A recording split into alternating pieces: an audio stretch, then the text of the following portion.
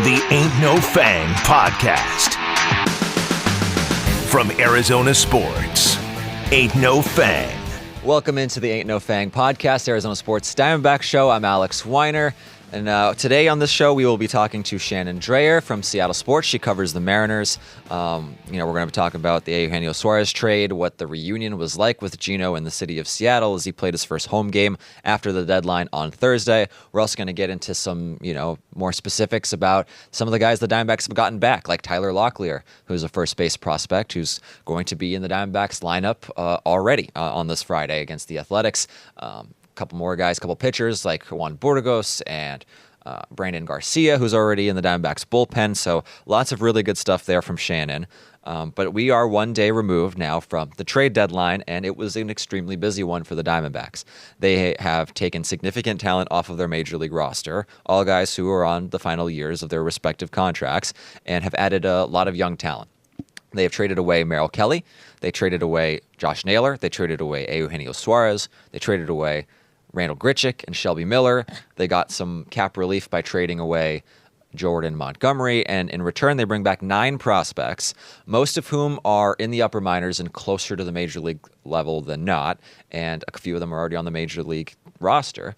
And of the 9 prospects, 8 of them are pitchers. And so after, kind of a focus on position players, especially early in the draft over the last few years, they have kind of restocked their pitching arsenal for, this year, next year, and going forward there. So that's what we're looking at. And as far as are they winners, are they losers? There's been some mixed reviews in terms of some of the trades. They got a lot back from Merrill Kelly, 3 starting pitching prospects. For Eugenio Suarez, as Shannon will mention later, the return was maybe a little bit lighter than people had expected. The market did change a little bit over the last few days with a few teams who weren't expected to be, big sellers becoming sellers. And that's what Mike Hazen said on a video call with media after the trade deadline, that teams, for instance, like the Giants selling off a bunch of pieces at the end and some others that, kind of diluted the market a little bit. But the way that it looks like right now, the Diamondbacks are going to start off their final 53 games of the regular season, and they're going to do so with a slightly different looking roster. Now, the way that this team had played going into the trade deadline was about as lifeless as we have seen them all year. They've had troubles getting on runs, but a lot of the times they're, whether it's sloppy play or it's some, bullpen, breakdowns at the end of these games, they're in competitive games a lot this season and just haven't been able to pull through. Obviously, we know that the one-run games record is not very good. In one-run games this season, they are they're 12-20, and they're 4-7 in extra innings. So they played a lot of competitive games. That wasn't the case over this past week. They had a 5-game losing streak going into Thursday. That Detroit series was pretty alarming in terms of the brand of baseball that they were playing. So now the idea is that that the trade deadline is gone. The shoes have dropped. You're no longer waiting for the dominoes here. That we will see a freer brand of baseball with less talent on the team, but maybe a little bit of a different dynamic. That's kind of what the hope is. But there's still plenty to watch out for in the final 53 games, even though a Detroit Tigers-esque run to the postseason seems unlikely. You never know, but it's unlikely. And some of those storylines are, how do the younger guys look?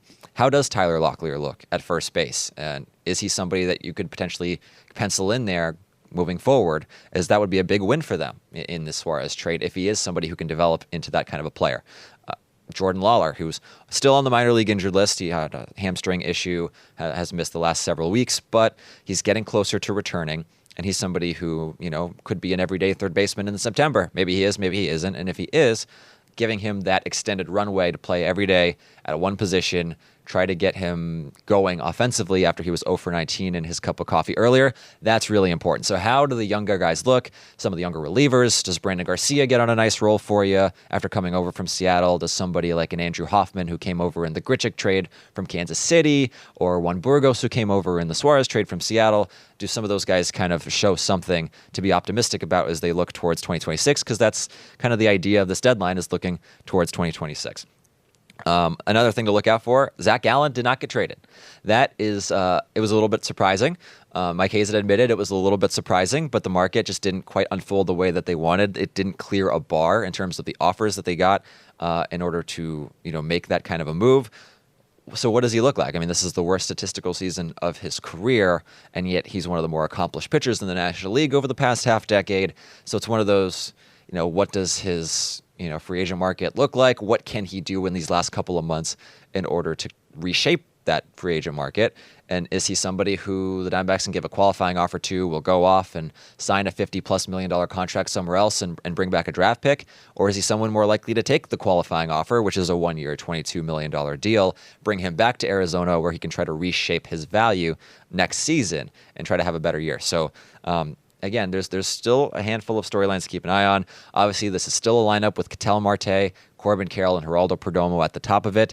They're not going to have as much power. They took off about 54 home runs from the lineup, but it's still a team that has some talent on it, obviously. It's still a top, they're, still around the top 5 in scoring after last night's game, because I didn't see whether or not it had updated or not. So let's see real quick here. In scoring, because all season long they have been a top 5 scoring team, but that obviously has quieted down some with this performances against the Tigers and previously against the Pittsburgh Pirates when they scored 5 runs in their last 5 games. So team scoring, they are 6th. They have dropped down to 6th in scoring, but still, there's a lot of talent on the offense, and I'm interested to see if the brand changes a little bit away from being homer reliant and a little bit more to some of the ball we've seen in 2022 and 2023. Derek Hall went on Bickley and Murata the other day, and he mentioned trying to rediscover who they were. He mentioned the 2022 team as one where in the back half, opponents did not like to play them with the speed, the athleticism, the aggression on the base paths, that kind of version of the team. We hadn't seen quite that this year. It's a relatively good base running team, but they have been a little bit more mistake prone and not as many stolen bases by far as what we saw in those last couple of seasons in 2022 and 2023. Maybe there's a version of this final 2-month stretch that looks a little bit closer to that.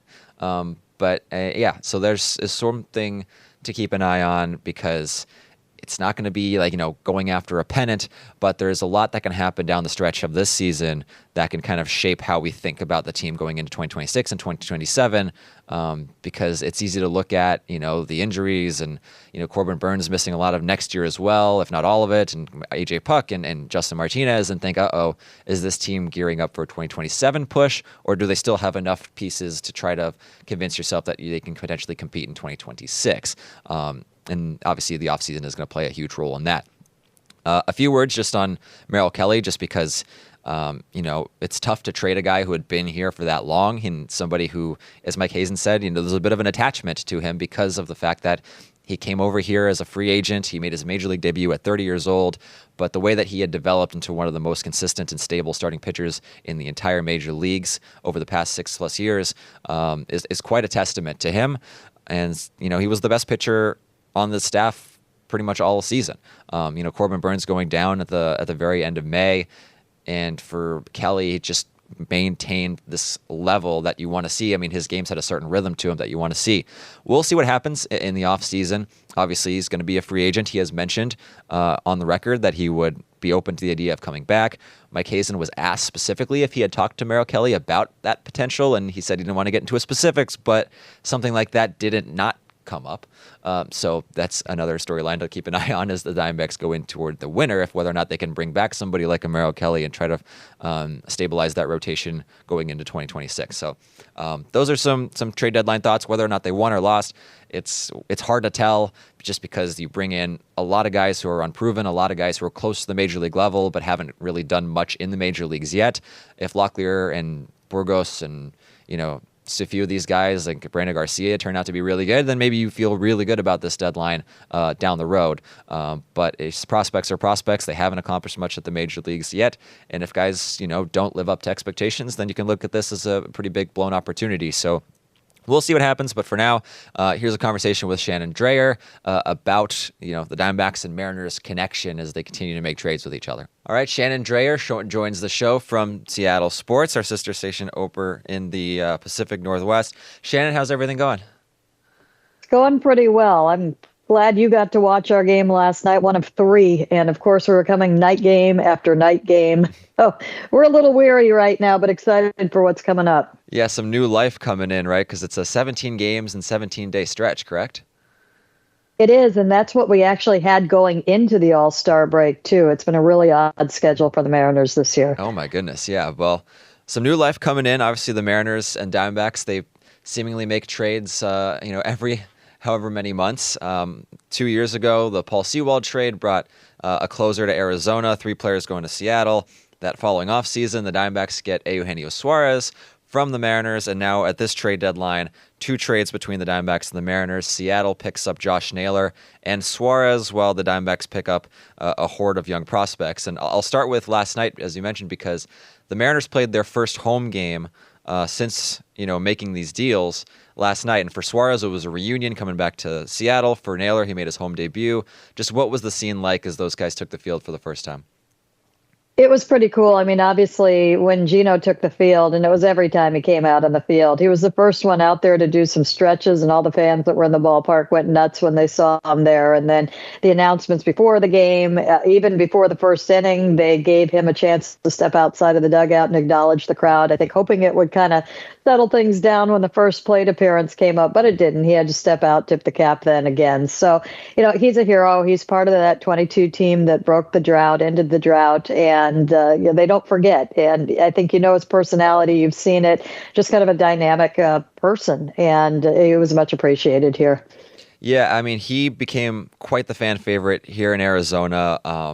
Based on how he was able to kind of fight through the first half that he had last year, really break out in the second half, 30 home runs, 100 RBIs, and then this year to continue to do what he was doing. And of course, the personality, the person, the teammate that he was here made him very popular. When did he really start to build up popularity when he got to Seattle? It was funny because he was a discovery. He was the throw-in in the Jesse Winker deal, and there were a lot of people that really actually hated that deal because of it. If you remember, I believe he led the National League in strikeouts when that trade was made. And so Mariners were having offensive problems of all sorts back then and just wondering, why would you take this on? You have enough strikeouts, and there was some money that was involved with that too. But he got to the team, and very quickly, I think, you started to see much better defense from him than you expected. And I think that started the ball rolling. And then, okay, so he does have the pop. It's still striking out a lot, but the defense was adding up. And then you started seeing the personality in post-game interviews and the way he acted on the field. At the time of the trade, he still had that Cruella de Vil hair with the silver on one side and the black on the other, and the big hoop earring. So, I mean, your eye was kind of drawn to him, and he had such a dynamic personality. In spring training, he gave a long interview that was, it was a happy interview, and he started the good vibes only and brought that. And I'm really kind of, Seattle fans can be pretty cynical. And so I'm surprised almost that they okay, good vibes only. Why not? And thought that was a good thing. But he's a genuine person. I think they saw that, and the play really started to follow. He upgraded himself to a near Gold Glove caliber third base. I know he fell off a little bit over the last year or so, but he was very good defensively in Seattle. And then he was hitting homers too, and everybody loves the homers. So it all came together, I think, pretty quickly for him, in part in how he embraced the team and wanted to be a part of something and embraced the community very quickly. And also the work that was put in with Perry Hill, the defensive infield coach. And I do think that he got off to a good start, and that's always part of it. And, just kind of ran away with it. And it really quickly turned into the Gino Suarez trade instead of the Jesse Winker trade. Right.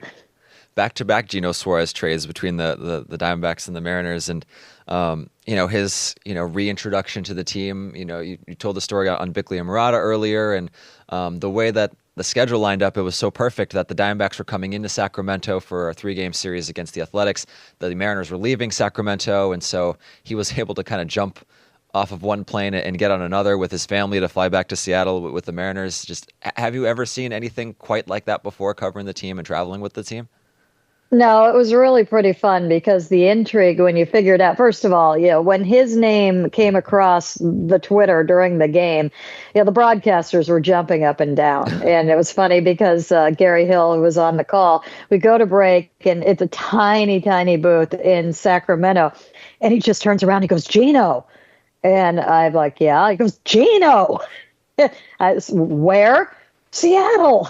So we didn't think, that was very much the Wild. Well, if they could do anything, they'd get both Suarez and Naylor from the Diamondbacks. But let's get realistic about it.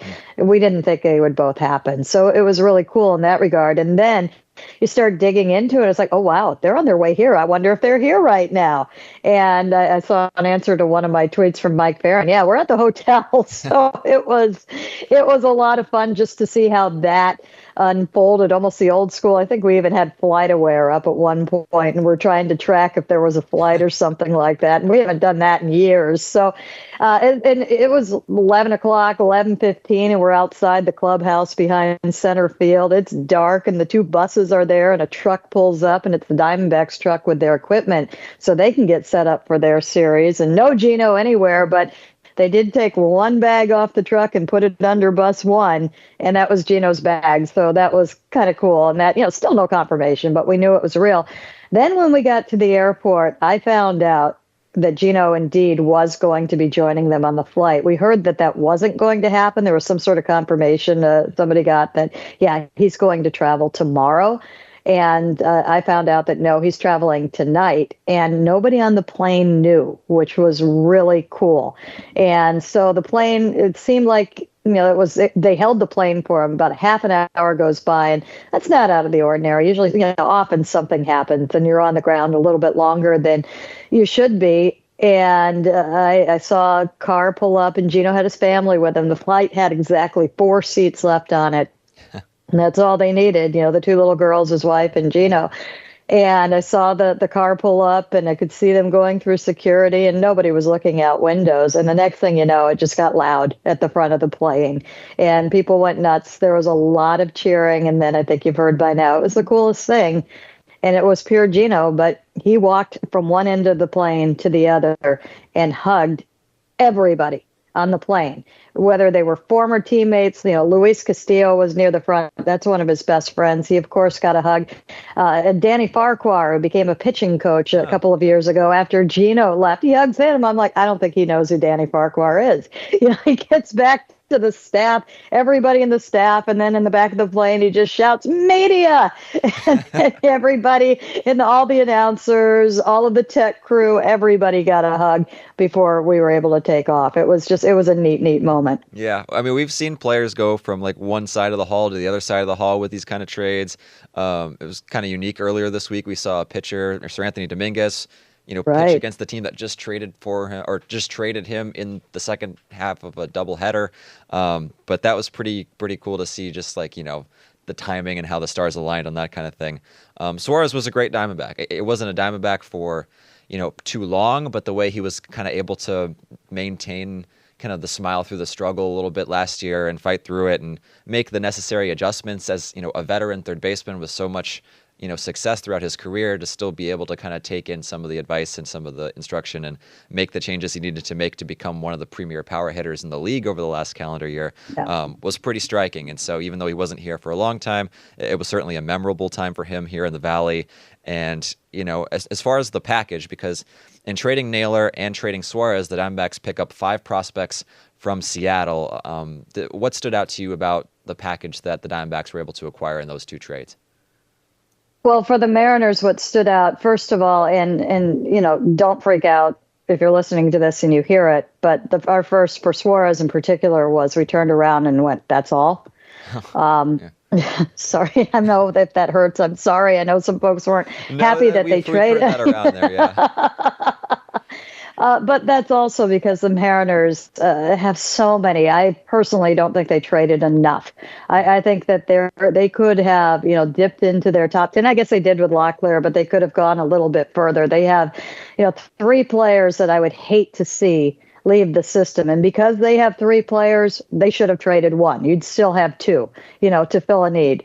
So it didn't put a dent in what they had. And I say that, and it looks like Trent Thornton probably blew out his Achilles last night. And, they could have used Burgos, or they could have used Cranton, who was probably next up. So, yeah, I guess it does hurt a little bit. But in the time, you were looking at that and you were thinking, okay, it wasn't when we heard there were two pitchers involved, we were immediately thinking, because we had heard the price was so high for Suarez and we knew he was a priority, we were afraid you might be looking at, one of Senja or Sloan. And if you're into the prospects, I mean, that's the next. The Mariners have brought up, pitching their starters who have just made the transition very quickly. And, they're not number fives and not number fours. You're talking ones and twos that have come up the last few years. They're the next two, but they're a little ways off. We're talking A-ball with both of them right now. We were afraid there was one of them. And when we saw that Ryan Sloan in particular was not included in that, we felt good about that. Now, that said, anytime you get a pitching prospect from the Mariners, you can feel pretty good about it, I would imagine. And, Burgos, he's already been in the big leagues, pitched in a few games, does things a little bit differently in this day and age, not always, but he works off the cutter and can really mix it up. He's gotten his feet wet and, didn't stumble, seemed to have good confidence out there. And then Cranton is the one that you're going to probably feel like, okay, maybe that's one that you'll really wish that you had in your bullpen now that he's gone. He is, high velocity, good slider that I think can get better. Has some good ride and good deception on the fastball, which with Brian Wu, we've seen that he's got that, and it just absolutely befuddles people. Now, put that maybe into a reliever, and I'm not comparing him directly to Brian Wu. Please don't let that be the headline right there. Right. But he's got the nuts and bolts that could make him a very, very good piece of the bullpen. Locklear's going to be interesting. I think that when you look at what he has done, again, got his feet wet last year, did not get enough runway to really show what he could do, did not put up any sort of average, but he made a change, lowered his hands at the beginning of June, really cleaned up his swing. There's a lot less movement with it and went on a tear. He's coming off PCL Player of the Week honors, and he has, really put up a nice string of work since the beginning of June. And, to me, you're getting out of the smaller sample size, and especially since the change was made, I'm buying what was going on with him. I believe he's had 15 home runs since the start of June. He's going to strike out a little bit, but I think when he gets into who he is, it's not going to be too much. And he has improved dramatically at first base. A lot of work has been put in with him in the last year, and he was drafted as a third baseman, so he's still newish to the position, but a lot more comfortable than he was when he was called up last year. Yeah, and he's going to get an opportunity. He's going to be in the lineup today. It's interesting. He was recalled by the Mariners right before getting traded, essentially, and with the Diamondbacks bringing him over and, having traded Josh Naylor and with Pavin Smith on the injured list, it looks like Locklear is going to get a decent amount of runway to play fairly consistently and try to get his feet wet that way. And so that's going to be, what do you got kind of a deal for him. And you're right. I mean, the way that he's been hitting the last month and a half or the last couple of months has been extremely promising. What did you notice about him and how he kind of handled being a major leaguer last year, even if it was a pretty small sample size? Really great. I mean, I think he handled himself very well. He's done a few interviews with him, and he's not going to say very much, but he is completely engaged when you're talking with him, and really great about sharing, well, this is my process. This is what I'm doing right now. He is a worker. He put in a ton of work with Perry Hill, the infield coach. And I don't know if you were listening to the morning show, but Perry at the end of the season, his marching orders were, you need to get more athletic out there. You're a little stiff around the bag at first base. I think you should take a yoga class in the off season. And Locklear turned back at him and said, you know what, Perry, I'll do it if you do it. And Perry's about 75 years old. He is kind of the old sage infield coach. They love him. He's one of the best in the business. And so Perry actually did take a couple of classes too. And Locklear really actually got into it throughout the offseason. And, to the point where if he needed to, he called the instructor to the house or wherever he was to get the work in. He's not doing yoga in quotes anymore, but he has got stretches. He has got routines that he took from that. And I do think that helped. So I think he's a lot more comfortable now than he was when he was first called up. And I think that, is a good learner. I think that he takes instruction well, and he was all in and open to when Sean O'Malley, who was the hitting coach for the Rainiers, said, we got to do something here. And I think it's this. Let's try this. Let's try this. It was a matter of going into the cage for a day and finding out what feels right, what looks right. And Sean finally turned to him and said, I want you to swing like it's a wiffle ball. And I think it was more the thought than it was the actual mechanics of it. And that's what took for him. And so I think that, he's coming into this with a lot of confidence where he's at, and certainly a lot of numbers at the big league level. And I think also the realization that he is continuing to learn. And I think that this is the time for him. I think he's done everything that he can in the minor leagues at this point, and development does continue at the big league level. And it's really hard to do it if you're making a postseason push. And the time that you have, if a team is not, is so valuable. And I think he'll take great advantage of that. That's all fantastic. Yeah. That's a good note to ask him about his yoga when he comes back to Chase Field on Monday when they play the Padres. Yeah, it's interesting because we don't really know the future of first base for the Diamondbacks at this point. They still have Pavin Smith for a couple more years, but he's more of a platoon. So if Locklear can develop into somebody who can potentially you can build around, at least pencil him in there every single year as a first baseman, I think that's some pretty darn good value there. Brandon Garcia, he's the other guy who's on the major league roster from these trades. He came over in the Naylor trade, left-handed reliever who, so far has had a couple of appearances with the Diamondbacks. What did you notice with him in Seattle? I know he only made a couple of appearances there. Yeah, we did not see him I don't think we saw him at all at the big league level. Did we see him at the? It's all a blur to me. But we did made his see debut a few days before getting traded, so it was very brief. Yes, it was very brief, and that was a rough one. Big stuff. This is the guy. This one definitely hurts a little bit, and I don't think he was being called up to showcase. He was a guy that went into spring training legitimately with a shot to make the bullpen, and I think was at some point perhaps a little bit of thought that maybe he could start, but I think that he is a reliever, and he is somebody that definitely has the possibility of being a back end type as he grows into that. The stuff is good. The frame is good. The work ethic is good with him. There was a lot of excitement about him. And I would say probably of the 5 that were traded, that is the one that hurts the most. And I do think it's time. I think it is, along the lines of Locklear, and especially in the situation that the Diamondbacks are in right now. Absolutely bring him up, throw him, get him going, get him comfortable, and he could be a mainstay in that bullpen for a long, long time. Yeah, it sounds like, with Locklear, with Garcia, maybe with Burgos, and who knows, maybe with Cranton too, that a bunch of the guys that they acquired in these couple trades will be major leaguers either at the end of this year or at some point next year. And so at least, they wanted to target guys who were close as opposed to pitchers who are a little bit further away. And, you never know what can happen at that point. So, it's a couple of trades that it certainly hurts. It's going to hurt, in terms of the fan base watching. But with what they got back, at least there are some guys who are going to be able to produce very quickly. Shannon, thank you so much for taking a few minutes to go over the trade packages and Gino being back in Seattle. Really enjoyed your coverage of this trade deadline. And so we'll keep in touch, okay? You got it. Thank you. Awesome. Thanks, Shannon.